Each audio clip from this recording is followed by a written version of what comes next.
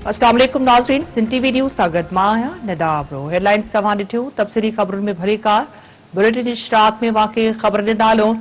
मक़सूदो रिंद में JWC पारां क़त्ल थियल न्याणी ज़ोहरा कुंबर सां वारसनि सां ताज़ियत कई वई आहे। ही अहम ख़बर नाज़रीन अवां सां शेयर कयूं पिया त मक़सूदो रिंद में JWC पारां क़त्ल थियल न्याणी ज़ोहरा कुंबर जे वारसनि सां ताज़ियत कई वई आहे। हिकु भेरो ॿीहर इन अहम ख़बर जे हवाले सां अवांखे अपडेट कंदा पिया हलूं। मक़सूदो रिंद में JWC पारां क़त्ल थियल न्याणी ज़ोहरा कुंबर जे वारसनि सां ताज़ियत कई वई आहे। हिकु भेरो ॿीहर इन अहम ख़बर जे हवाले सां नाज़रीन अवांखे अपडेट कंदा हलूं। मक़सूदो रिंद में JWC पारां क़त्ल थियल न्याणी ज़ोहरा कुंबर जे वारसनि सां ताज़ियत कई वई आहे। मक़सूदो रिंद मां ही अहम ख़बर नाज़रीन अवां सां शेयर कयूं पिया। मक़सूदो रिंद में JWC पारां क़त्ल थियल न्याणी ज़ोहरा कुंबर जे वारसनि सां ताज़ियत कई वई आहे। JWC जे मरकज़ी सदर ज़ुल्फ़कार ख़ासकेली ताज़ियत करे सहकार जी ख़ातिरी कराई आहे।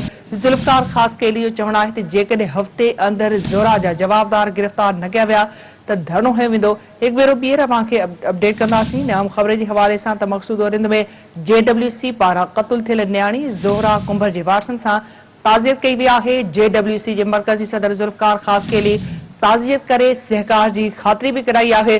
ज़ुल्फ़कार ख़ासकेली जो चवणु आहे त जेकॾहिं हफ़्ते अंदरि ज़ोहरा जा जवाबदार गिरफ़्तार न कया विया त धरणो हयो वेंदो। हिकु भेरो ॿीहर अवांखे अहम ख़बर जे हवाले सां अपडेट कंदा हलूं। मक़सूदो रिंद में JWC पारां क़त्ल थियल न्याणी ज़ोहरा कुंबर जे वारसनि सां ताज़ियत कई वई आहे। JWC जे मरकज़ी सदर ज़ुल्फ़कार ख़ासकेली ताज़ियत करे सहकार जी ख़ातिरी कराई आहे। ज़ुल्फ़कार ख़ासकेली जो चवणु आहे त जेकॾहिं हफ़्ते अंदरि ज़ोहरा जा जवाबदार गिरफ़्तार न कया विया त धरणो हयो वेंदो। मक़सूदो रिंद में JWC पारां क़त्ल थियल न्याणी ज़ोहरा कुंबर जे वारसनि सां ताज़ियत कई वई आहे। JWC जे मरकज़ी सदर ज़ुल्फ़कार ख़ासकेली ताज़ियत कंदे सहकार जी ख़ातिरी कराई आहे। ज़ुल्फ़कार ख़ासकेली जो चवणु आहे त जेकॾहिं हफ़्ते अंदरि ज़ोहरा जा जवाबदार गिरफ़्तार न कया विया त धरणो हयो वेंदो।